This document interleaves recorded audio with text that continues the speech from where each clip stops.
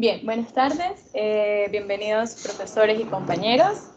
El día de hoy damos inicio al seminario de estudiantes del doctorado en Modelamiento Matemático Aplicado 2023.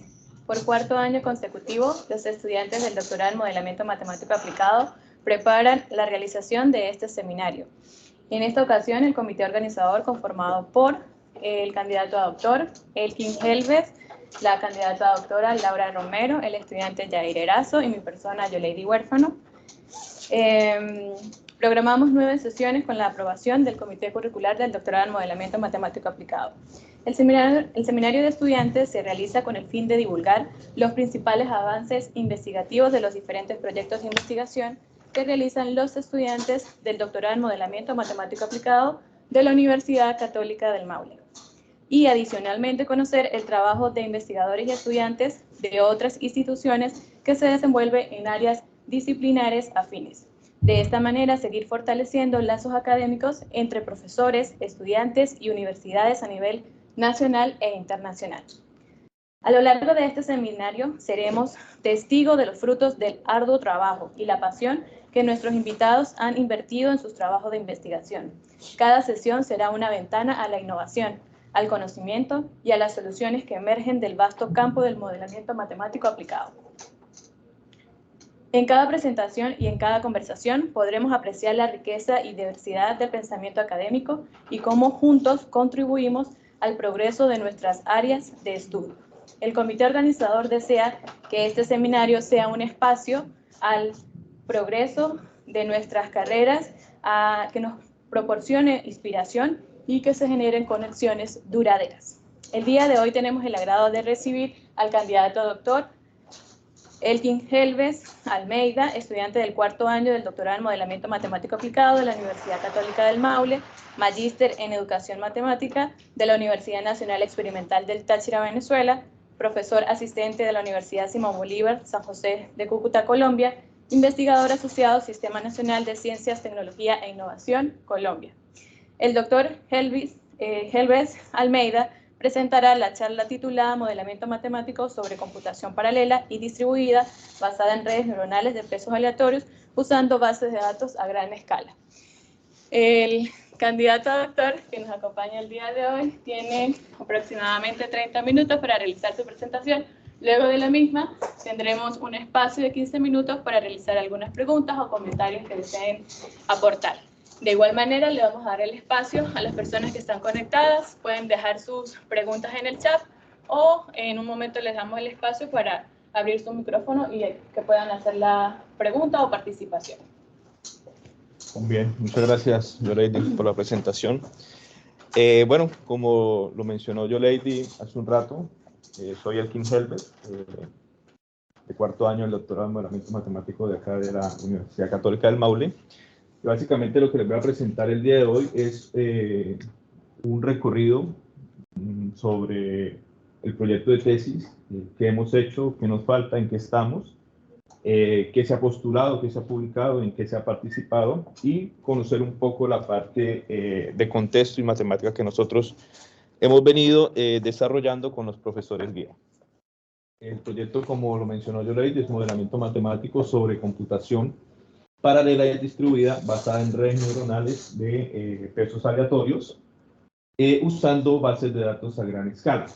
Los profesores guía, la profesora Karina Vilches como profesora guía del área de matemáticas, doctor Ricardo Barrientos en el contexto y el doctor Marco Mora como invitado externo. Bien, digamos que por el tema del tiempo voy a abordar un poco rápido el tema de el problema que se quiere abordar en esta investigación y básicamente, como lo decía el título, era poder procesar bases de datos a gran escala. Bueno, ¿por qué se da esa problemática? Actualmente las empresas tienen bases de datos muy grandes, la tecnología ha venido evolucionando y ha generado pues que se acumule mucha información, con lo cual procesarla en un computador pues cada vez empieza a complicar más. Estamos hablando de bases de datos que hoy día llegan al tamaño de gigabytes, terabytes, incluso petabytes, plataformas que tienen millones de suscriptores, búsquedas diarias en diferentes plataformas y, por supuesto, la población mundial que igualmente también va aumentando. Los problemas que se abordan, digamos, en esta condición tienen que ver con el preprocesamiento de las bases de datos. Una base de datos en crudo como tal no es muy útil al momento de utilizar cualquier tipo de red neuronal. También otro problema que vamos a abordar es el tema de la comunicación entre los componentes de un computador encargado de entrenar. Por supuesto, lo que tiene que ver con el tiempo de entrenamiento y el tiempo de validación. Y también ahí existen otros problemas que tienen que ver con la capacidad, digamos, de la arquitectura del computador, la memoria con la que cuentan los computadores o los servidores en este caso, que es lo que nosotros estamos utilizando, y la necesidad, digamos, de arquitecturas computacionales de alto costo. Bueno, aquí a grosso modo el objetivo es elaborar un método de entrenamiento con redes neuronales secuenciales en línea para problemas de clasificación con bases de datos a gran escala.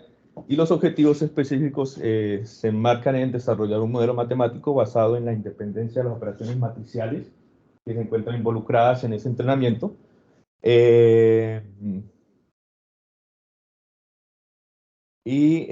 Utilizar ese modelo o ese modelamiento o ese método ese modelo basado en la independencia de las matrices en redes neuronales de pesos aleatorios y, por supuesto, hacer una evaluación de lo que es el tiempo, la precisión y la eficiencia como tal del algoritmo, que no haya perdido como tal por lo menos precisión.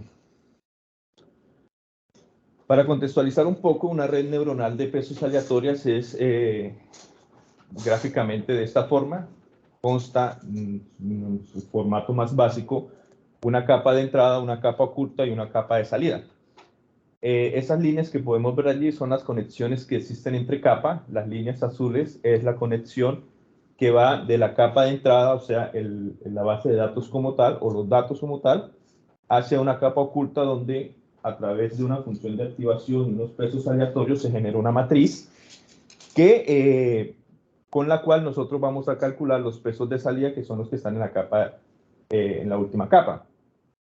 Aquí también podemos ver por lo menos que hay una conexión directa entre la capa de entrada y la capa de salida, que básicamente es que el dato va también de forma directa. Entonces, en este caso, lo que nosotros estamos haciendo es unir, o este tipo de red lo que hace es unir la matriz que se genera en la capa oculta con el dato como tal, original, para tener una mayor precisión. De este tipo de redes, pues bueno, han salido diversas variantes, algunas variantes sin sesgos, algunas variantes con pesos fijos, algunas variantes sin la conexión entre la capa oculta y la capa de salida.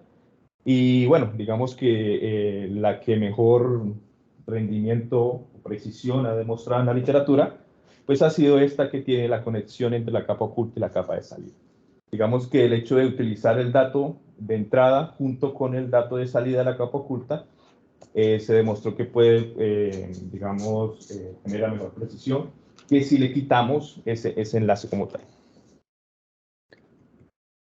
Esta es la formulación matemática de este tipo del entrenamiento de este tipo de redes. Aquí tenemos, como podemos ver, el conjunto de entrenamiento Z, que está conformado por el par ordenado XY, donde X es un vector de características de dimensión D, vienen siendo todas las características como tal del dato, y Y es la etiqueta que tiene una dimensión C, que corresponde a la cantidad de clases de esa base de datos.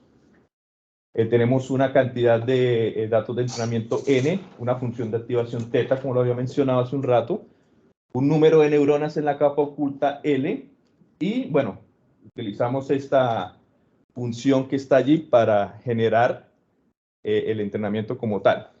Básicamente nosotros lo que llegamos, bueno, aquí en la función tenemos beta, que vienen siendo los pesos de salida, que son los datos que o la información que nosotros debemos buscar. X es, bueno, el dato de entrenamiento, mu son los pesos aleatorios y sigma viene siendo los sesgos. A la final, al realizar esta operación, nos encontramos con esta nueva ecuación, o esta ecuación que está abajo de su forma matricial, que viene dada por beta es igual a la inversa de Mohs-Penrose de H por T, donde H, como lo había mencionado, es unir esa matriz que sale de la capa oculta, en este caso la llamamos D, con la matriz del dato como tal de entrada. Entonces, básicamente aquí lo que nosotros tenemos son operaciones algebraicas, y nuestro interés como tal viene dado, como podemos ver, en la inversa de Mohs-Penrose. Bueno, algunas aplicaciones de este tipo de redes tienen que ver con inteligencia artificial, con diagnóstico médico, con procesamiento de señales y, por supuesto, con la clasificación, utilizando, por ejemplo, huellas dactilares, que lo menciono porque, de cierta forma, el laboratorio tiene una base de datos, digamos, con una cantidad de muestras lo suficientes o suficientemente grandes como para simular, por ejemplo, la población chilena, y es la que nosotros utilizamos para probar lo que vamos diseñando. Bien, nosotros vamos a trabajar, como lo decía el título, los objetivos sobre una variante que consiste en un entrenamiento secuencial, una secuencial en línea, basado en esa red neuronal básica que les mencioné. Y bueno, esa variante como tal, digamos, se divide en dos fases, que es una fase de inicialización, que consiste, como lo podemos ver aquí, en tomar una parte de la base de datos con la cual nosotros vamos a entrenar, y con esa partición, digámoslo así, con ese primer bloque, calcular la matriz H de salida de la capa oculta unida pues con los datos originales, y con eso, bueno, calculamos un primer beta que depende de H, de la etiqueta Y, de esos datos iniciales, y bueno, de P, que viene siendo la inversa de Mohs-Penrose. Estas son básicamente las ecuaciones que nosotros utilizamos para calcular beta 0, su multiplicación y si la inversa de una matriz no singular, partiendo del hecho de que esa matriz H es una matriz de rango completo.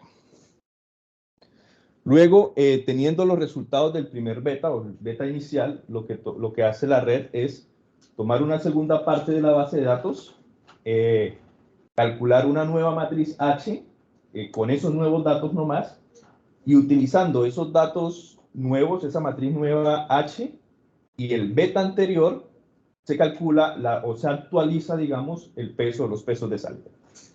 ¿Qué se gana con esto? Bueno, no tener que procesar la cantidad total de datos, sino que podemos escoger primero una parte, calcular ese beta, olvidarnos de los datos originales, quedarnos solo con ese beta y luego tomar otra parte más este resultado y calcular. Eso ayuda especialmente en la liberación de memoria, ¿no? Cuando no tenemos digamos, memoria limitada para hacer este tipo de entrenamiento.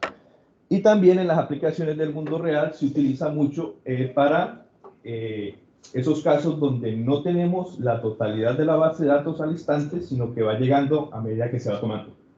Entonces, si nosotros nos llega un conjunto nuevo de la base de datos, no debemos entrenar toda la red, sino actualizar ese peso de salida. Bueno, en esa fase de aprendizaje secuencial se realiza con particiones que se van tomando hasta finalizar ya con el total de la base de datos. Algo que olvidé mencionar es que estas son las ecuaciones que nosotros utilizamos para calcular la actualización o el beta 1, digamos, el siguiente beta. Si podemos ver allí, utilizamos solamente la matriz H nueva, el P nuevo y las etiquetas nuevas, que sería el Y1 y el beta anterior. O sea, nos olvidamos de esta H0, nos olvidamos de X0, nos olvidamos de todo lo demás.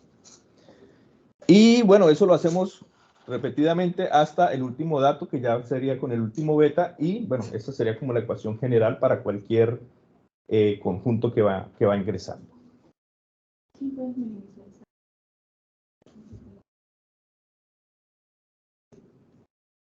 Creo que no, a ver. Sí, sí. No.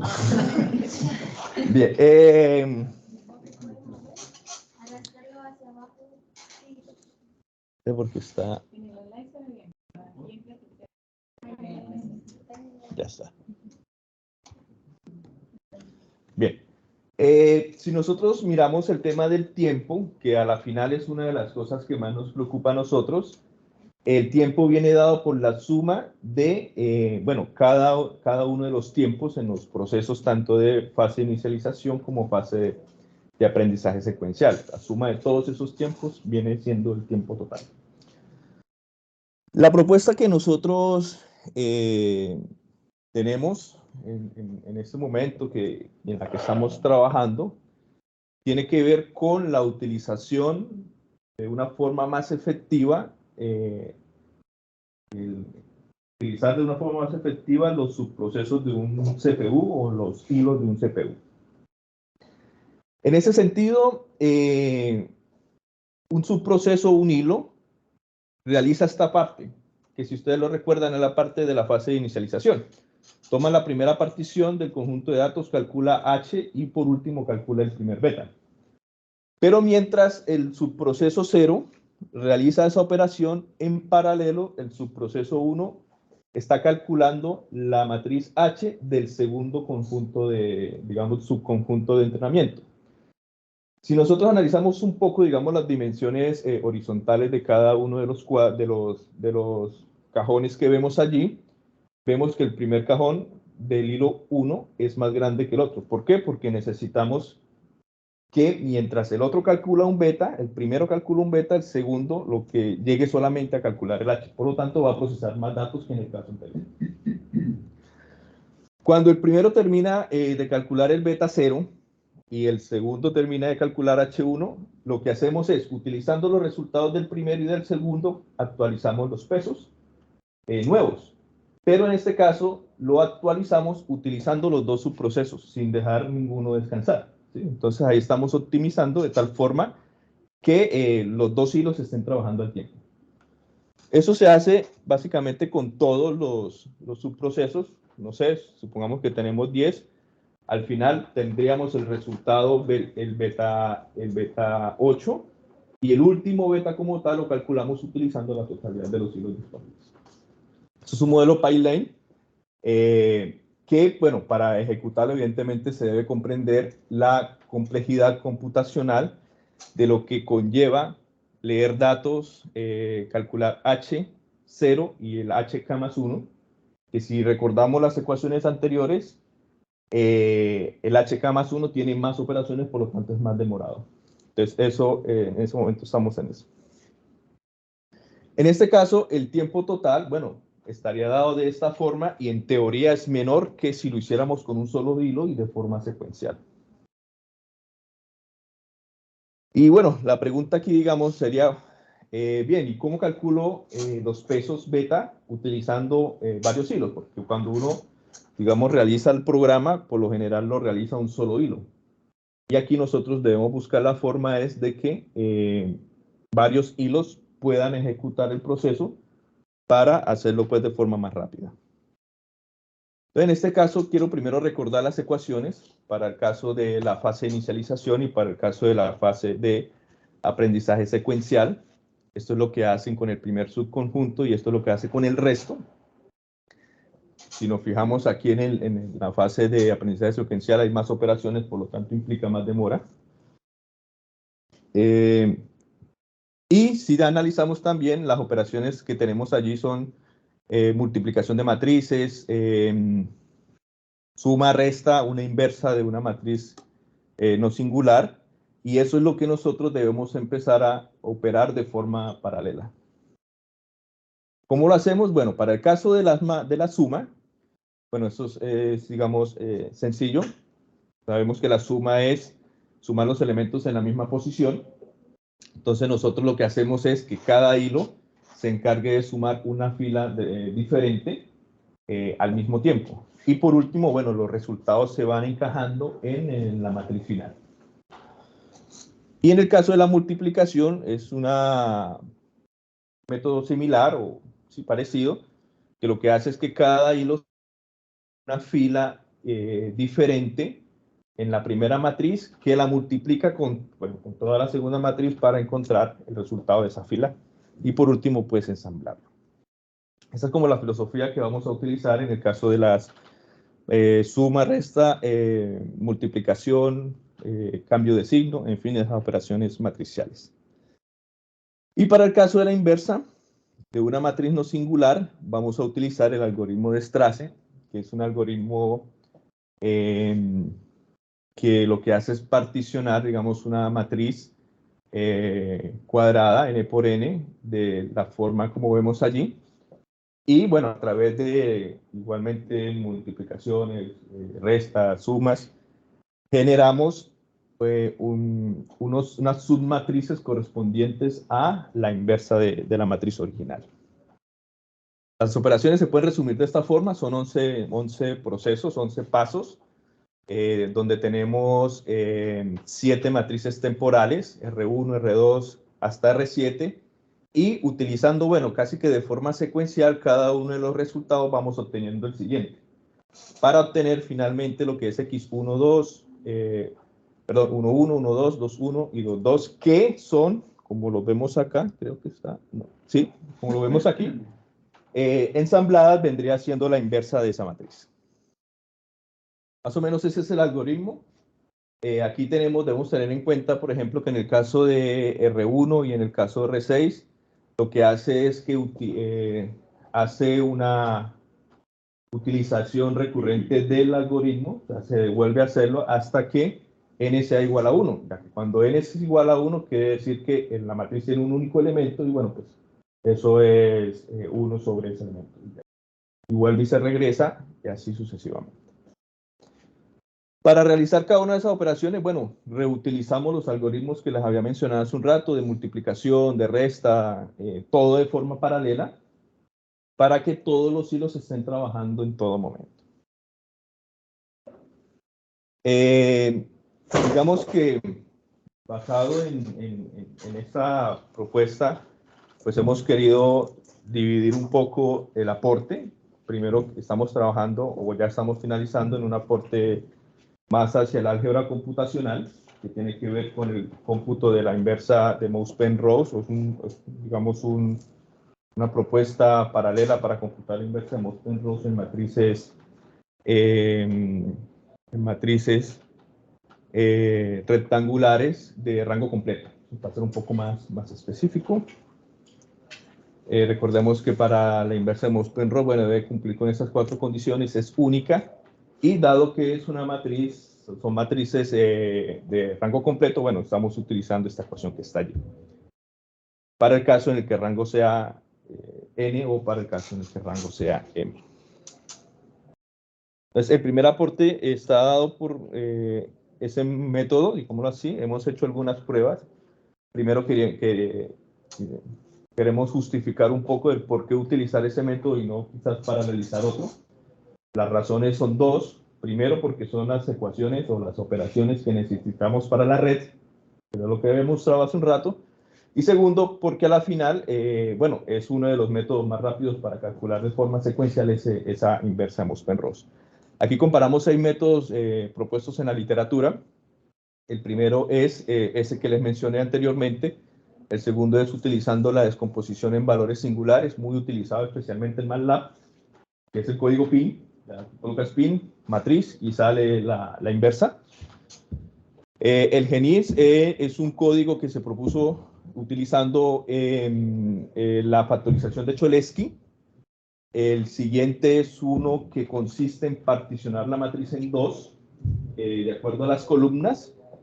El quinto es una combinación entre la factorización QR y el primero. Y el último es una combinación entre la factorización QR y la factorización de Cholesky. Esos son los métodos, igual eso, digamos, está bien referenciado y citado en el documento. Bueno, haciendo las pruebas, nos dimos cuenta que por lo menos el descomponer en valores singulares es uno de los métodos más lentos, muy demorado, y a medida que aumenta el rango de matrices o las dimensiones de la matriz, en cuanto al tiempo se va pues por las nubes.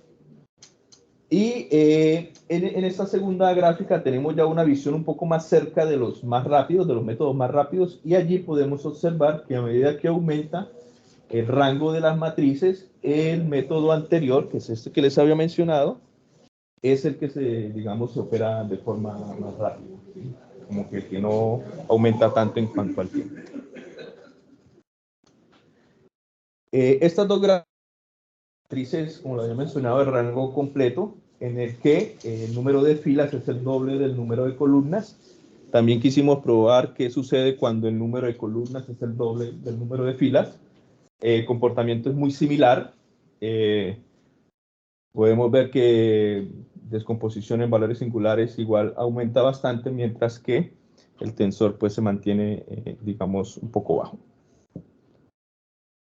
Bien, hicimos también unas pruebas para ver, de cierta forma, desde qué punto el algoritmo que estamos proponiendo o el método que estamos proponiendo es eficiente o vale la pena utilizarlo, porque cuando igualmente se utiliza computación paralela hay otras cosas en juego como la comunicación, como ¿sí?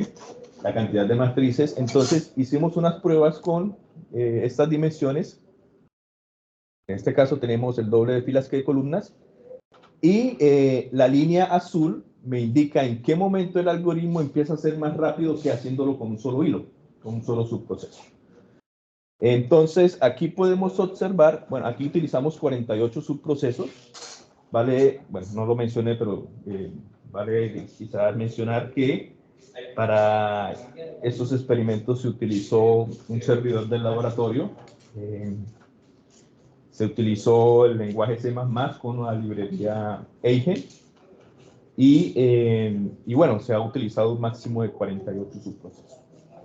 Entonces, en este caso comparamos lo que es hacerlo con 48 hilos y hacerlo con uno solo. ¿En qué momento hacerlo con 48 empieza a ser mejor que hacerlo con uno solo? Y bueno, los resultados nos dan que a partir de 250 columnas ya vale la pena utilizar 48 hilos. Por supuesto, la idea es procesar bases, como la idea es procesar bases de datos a gran escala, pues estamos en este momento esperando unos resultados con matrices que van desde 40.000 filas, 60.000 filas y 80.000 filas. Esperamos que en 15 días salgan los resultados, ya llevamos un mes esperando. Entonces, no puse, digamos, los avances aquí porque solo tenemos uno, me faltan dos más. Y están bastante demorados. Y es demorado porque hay que calcularlo primero con un solo hilo para luego compararlo con 48. Esa es digamos, la demora.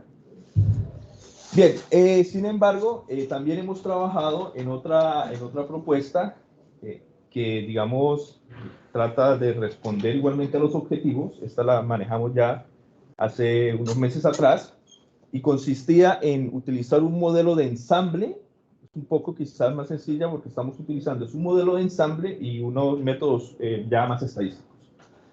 Y el modelo de ensamble consiste en lo siguiente.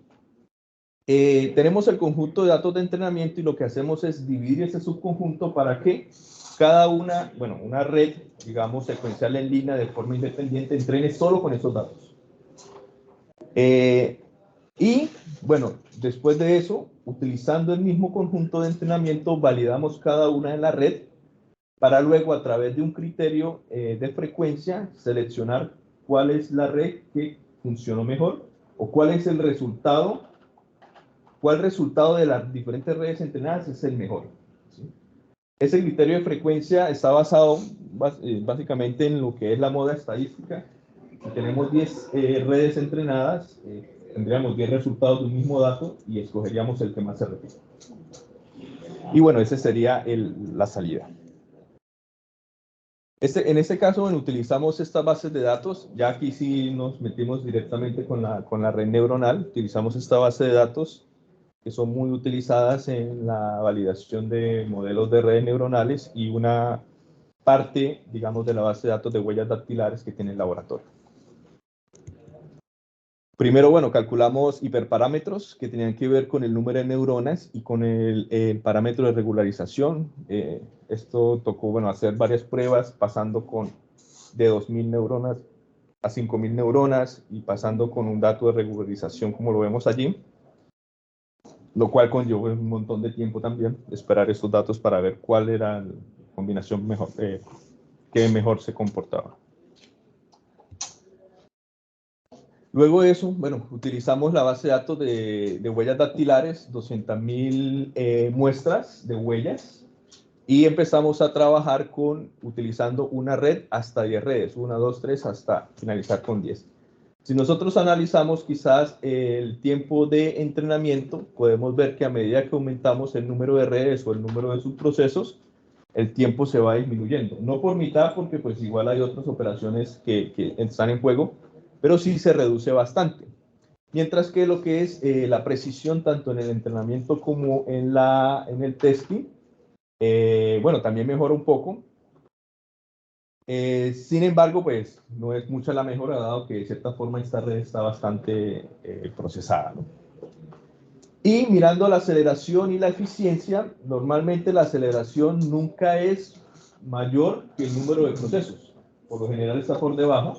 Y la eficiencia, por lo general, no es mayor que 1. ¿Por qué? Porque el hecho de que yo use 2 hilos no quiere decir que me vaya por mitad. Por lo general, me voy un poquito más arriba. Pero en este caso me está arrojando que el utilizar 2 hilos, 3 hilos o 4 hilos, lo hago 4 o 5 veces más rápido. Y eso tiene una explicación que de hecho lo mostramos bueno, aquí lo importante por un lado es que el tiempo se reduce bastante. Para eso hay que tener una base de datos grande. Y el hecho de que sea más eficiente de lo normal, utilizar varios hilos, pues está explicado de esta forma. Y es que cuando nosotros particionamos la base de datos, estamos calculando más veces la fase inicial. Y si ustedes recuerdan en las ecuaciones del comienzo, las operaciones que se hacen en la fase inicial, por teoría son más rápidas que las de la fase secuencial, porque incluyen menos multiplicaciones y todo lo demás. Entonces, eso ha hecho que se reduzca significativamente el tiempo de entrenamiento a medida que yo particiono más la base de datos. Aquí podemos ver, por ejemplo, utilizamos P hilos. En la fase inicial lo denominamos tiempo cero. En la fase secuencial estaría dado por un ρ multiplicado por el tiempo cero, que quiere decir, el ρ es cuántas veces se demora de más con relación al tiempo cero. ¿Sí? ¿Cuánto es la diferencia? ¿Qué se multiplica? Bueno, por Q, que serían el número de bloques por cada hilo, sobre el número de hilos menos 1. ¿Por qué menos 1? Bueno, porque debemos restarle el inicial. Digamos, la ecuación que explica este fenómeno, bueno, estaría dada aquí. Aquí hay un valor que hay que buscar, que es el ρ. Y bueno, nosotros lo que hicimos es, digamos, hacer experimentos con pocos datos para ver cuál era la diferencia entre calcular beta 0 y calcular cualquier otro beta, y luego probarlo ya con más datos. En este caso, bueno, ya empezamos a mirar cómo se comporta ese pequeño modelo, utilizando ya una base de datos más amplia. Aquí estamos utilizando 1 millón de muestras. Ya 1 millón de muestras pues es bastante, digámoslo, para un servidor. Y bueno, lo que podemos ver es que, por ejemplo, la precisión como tal no se afecta mucho, pero el tiempo de entrenamiento sí reduce bastante. La eficiencia, por ejemplo, bueno, si bien se comporta menos de 1 utilizando 24 hilos o menos, ya cuando utilizo 48, como que aumenta. ¿Bien? Y eso se explica, bueno, teniendo en cuenta lo que mencioné hace un rato. Aquí hay una comparación, por ejemplo, entre el entrenamiento real, los experimentos, y el comportamiento de la ecuación que nosotros planteamos para explicar esa mayor eficiencia. Evidentemente, bueno, digamos que hace una buena un buen acercamiento al comportamiento real de los datos del entrenamiento. Sin embargo, bueno, hay cositas que quizás hay pulir. En este caso, con esta base de datos, el valor de ROM no está acá, no lo anoté, pero está creo que en 8.8. O sea que calcular el beta 1 es 8 veces más lento o 9 veces más lento que calcular el beta 0. Se reemplaza ese valor en RAW y, bueno, se asignan los otros valores y los resultados que me dan son los oscuros, comparado con los resultados claros que son los de los experimentos. Ahí falta un poco, estos son trabajos futuros. Utilizamos también estas bases de datos más pequeñas. En este caso, como las bases de datos son pequeñas, no se puede particionar. Entonces, lo que hicimos fue replicarlas. ¿Qué vimos aquí? Que replicando y utilizando el criterio de frecuencia, la precisión mejora un poco, pero el tiempo de entrenamiento desmejora. Desmejora porque hay una operación mayor. Entonces, digamos que en conclusiones así generales, el modelo es muy bueno, solo para aquellos casos en los que hay suficientes datos. La base de datos es amplia y es suficiente como para particionar. Si la base de datos es pequeña, como estas que tenemos acá, pues no vale mucho pues, la pena utilizarlo. Pero para bases de datos grandes sí. Y bueno, con relación un poco a la producción científica, estos son algunos productos relacionados directamente con la tesis. Dos conference paper indexados en Scopus, un review que está en este momento en valoración. Tenemos también el modelo propuesto de ensamble, que en este momento está finalizando la revisión de inglés para ser enviado a una revista, y el método para el cálculo de la inversa de Mohs-Penrose, que está bajo construcción por la misma razón de que estamos esperando los últimos experimentos. ¿Qué nos está quedando? Bueno, programar el modelo PyLane para mirar cuál sería su eficiencia, ¿no? Algunas conferencias en las que se participó con trabajos de la tesis, una en Colombia, otra acá en Chile, de la Sociedad Chilena de Ciencias de la Computación, y otra en Argentina, en la Universidad de La Plata.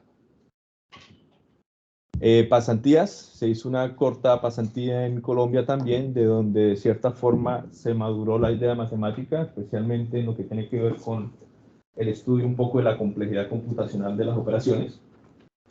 Y eso, pues, digamos que abrió esas puertas al método matemático, al álgebra computacional que hicimos.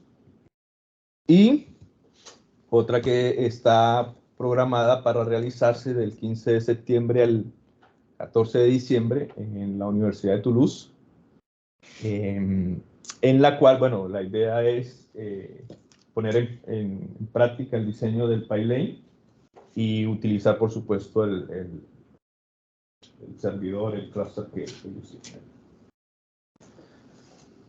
tienen. Y bueno, eso era todo. Muchas gracias por la atención y especial agradecimiento a la NID por la beca doctoral para estudio doctoral en nacional. Muchas gracias.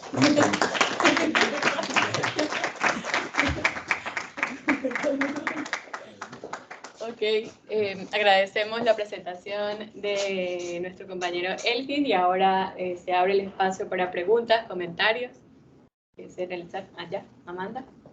Bueno, yo creo que no son alumnos. Ok. Es que como es un trabajo que integra varios conceptos generales, mencionaste modelos matemáticos, redes neuronales, computación paralela y distribuida, optimización, datos a gran escala. Entonces mi pregunta es, ¿qué retos teóricos han surgido al combinar estos conceptos? Esa sería la primera. Y la segunda, que es más de mi interés, sería en particular, ¿cuáles han sido los desafíos del modelamiento matemático? Bueno, los retos han sido bastantes, porque poder comprender de cierta forma todo esto y poderlo no solo comprender un poco, sino relacionarlo ha sido bastante complejo, ¿no? primero llegar a, digamos, al contexto en términos de reconocimiento de patrones, luego meterme en computación paralela, luego que la computación paralela no es lo mismo en sistemas distribuidos que, perdón, en memoria compartida que en memoria distribuida. O sea, todo eso, digamos, fue bastante fuerte y, bueno, enlazarlo con la matemática quizás que era el mayor fuerte allí. Pero sí ha sido difícil cambiar el lenguaje de programación, casi programar en C++, nunca lo había hecho y utilizarlo es bastante complejo. Entonces los desafíos han sido bastante fuertes. Pero la satisfacción también es bastante buena. Este tema del álgebra computacional, la verdad que me ha gustado mucho. Incluso la persona con la que voy a estar en Francia es experto en álgebra computacional y computación paralela, o sea que está básicamente encaja al 100%. Y todo lo que tiene que ver con redes neuronales también es muy interesante. Pero sí, ha sido un reto bastante fuerte y creo que he podido aprovechar al máximo. Okay. No me recuerdo cuál era la otra pregunta. Por lo general olvido rápido las cosas. Los desafíos del modelamiento matemático. Ah, bueno, sí. Los desafíos en cuanto al modelamiento matemático, digamos que incluso a veces, incluso en nuestra línea tiende a ser un poco más fuerte porque se trabaja diferente, un poco diferente, ¿no? Por lo menos en mi caso estamos trabajando básicamente álgebra y pues no acostumbro, o sea, como que yo los veo trabajando ustedes, entiendo pues lo que hacen, pero lo trabajan diferente. Así que es un poco, digamos, ha sido bastante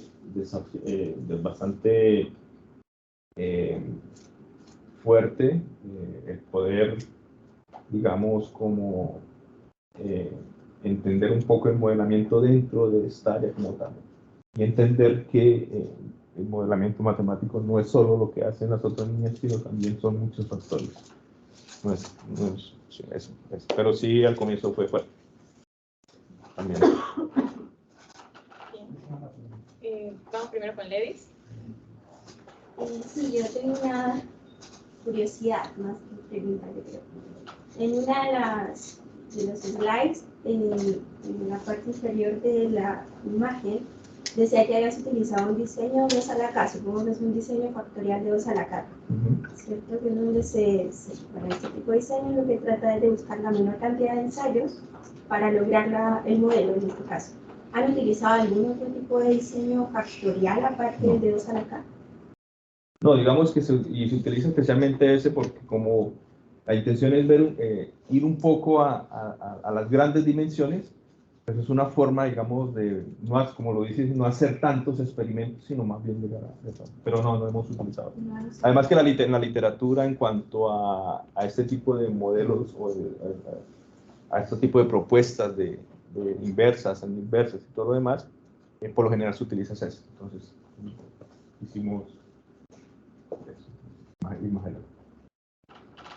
Alex. ¿Una diapositiva no tanto algoritmo? ¿Cómo? ¿Una diapositiva dónde está el algoritmo?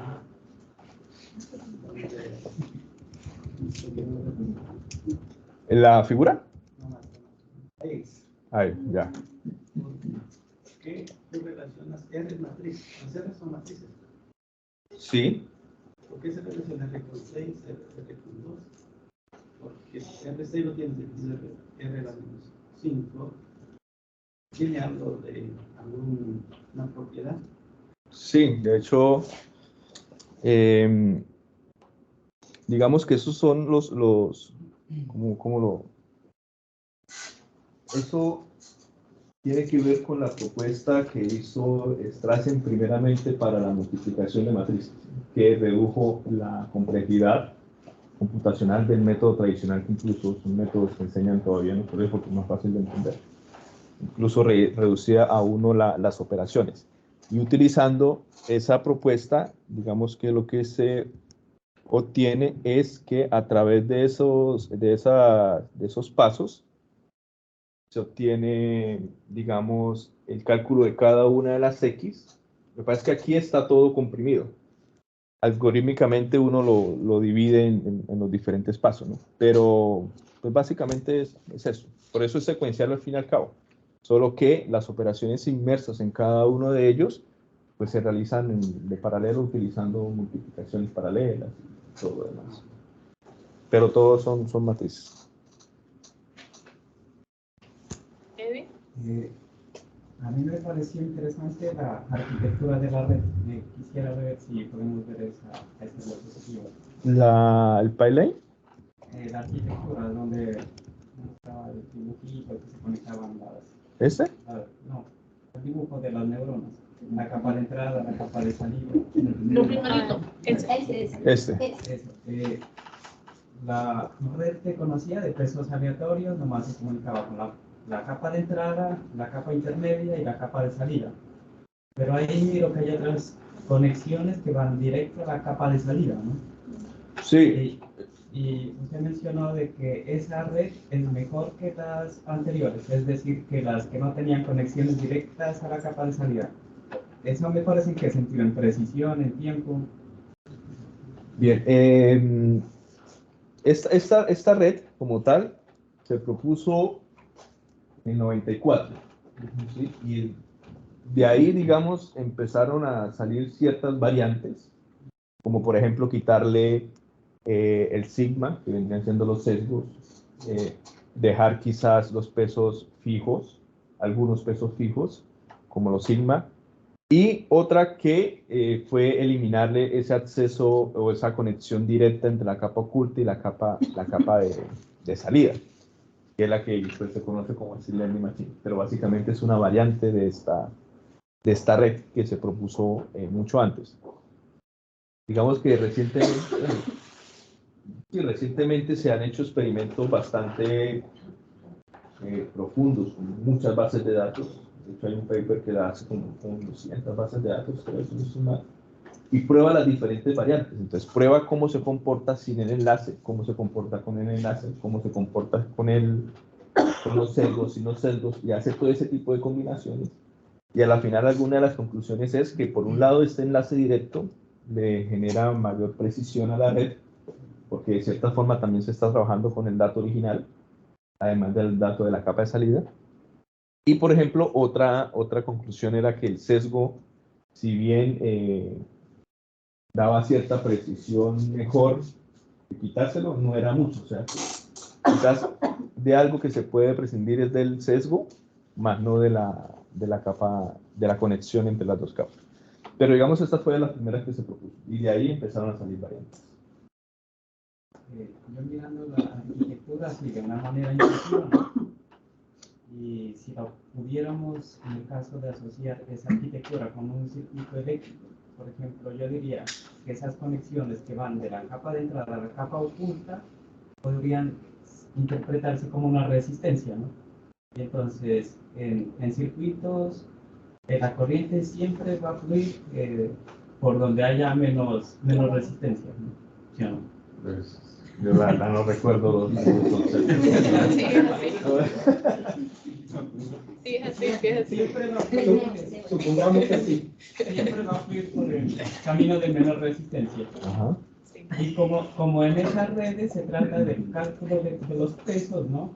Y diría intuitivamente que esas conexiones que van de extremo a extremo, si se logran buenos modelos, entonces no sería necesario el cómputo de ciertos pesos, y en ese sentido, pues esas redes serían más rápidas, diría yo, sin conocer mucho el algoritmo, serían más rápidas por esas conexiones directas.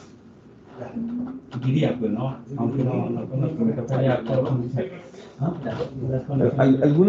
Algunas de las cosas. ¿Cuál es la información que se transmite de la capa de entrada a la de salida? El dato original. Entonces, de la capa oculta sale una matriz. ¿Sí? Que son los datos que se procesan con la función de activación, los pesos y todo, sale una matriz. Y de la capa de entrada hay otra matriz, que son los datos originales. Entonces,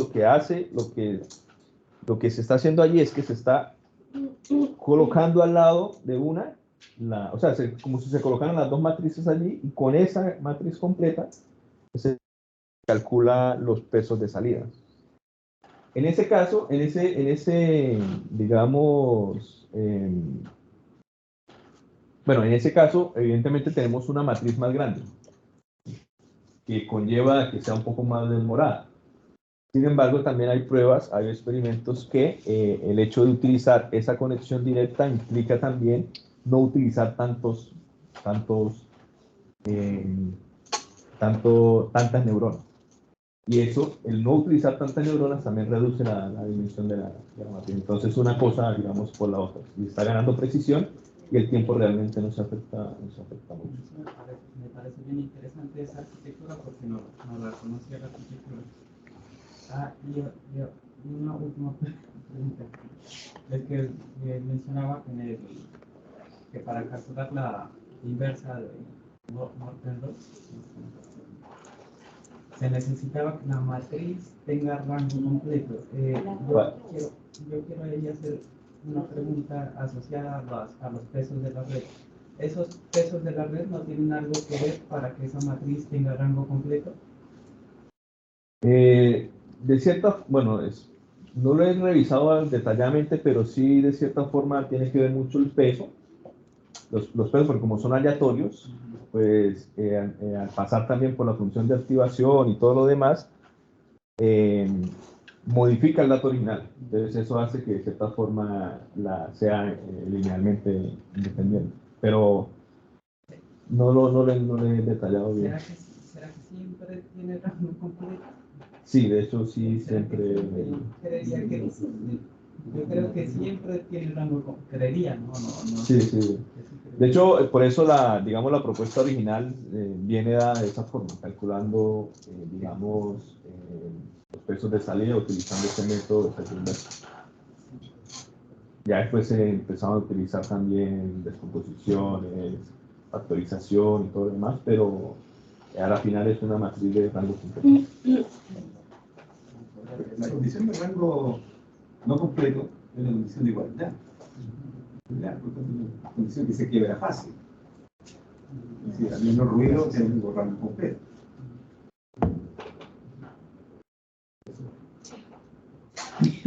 Bien, vamos con los que están online. Si tienen alguna pregunta o consulta.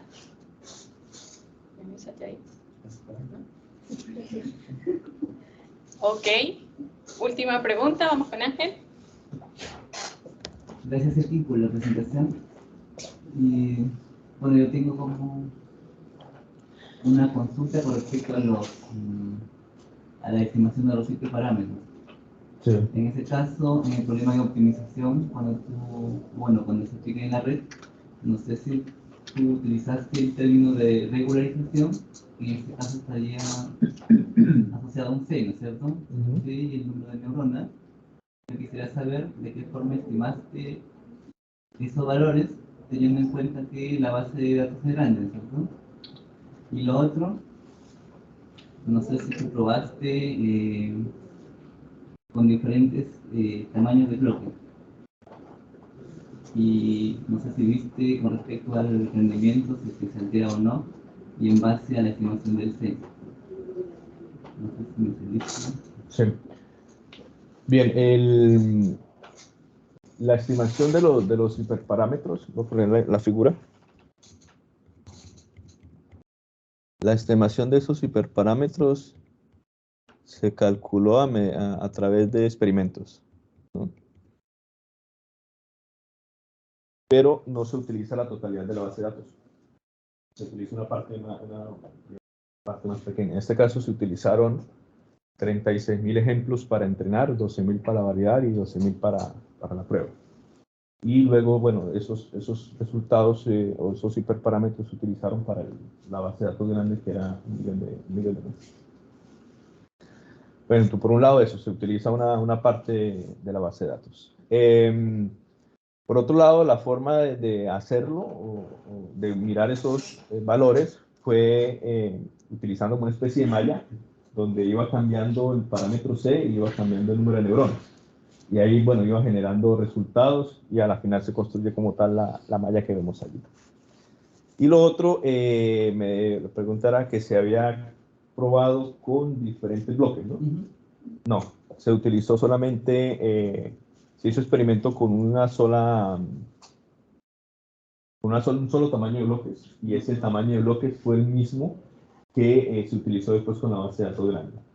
La razón por la cual se utiliza, o en ese momento lo hicimos así, es por el tema de la capacidad de la memoria.